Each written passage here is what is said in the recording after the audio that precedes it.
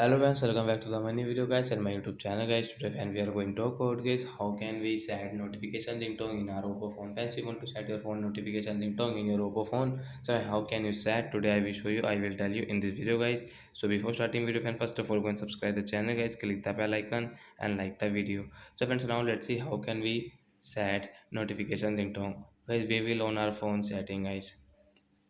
After on phone setting, scroll it and click on your phone sound and vibration setting. Tap on sound and vibration and guys scroll it. Friends, click on guys your phone notification ringtone setting. Guys tap here. Then guys scroll. Friends, which notification ringtone guys you like guys you can set from here. So example guys, we'll click on this fun ringtone and tap here and guys tap.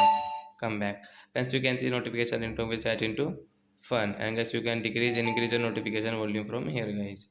So like that guy, we can set notification ringtone in our Oppo phone device. So that's it guys. Thanks for watching the video guys. I hope friends you have understood how to set notification ringtone. Bye guys.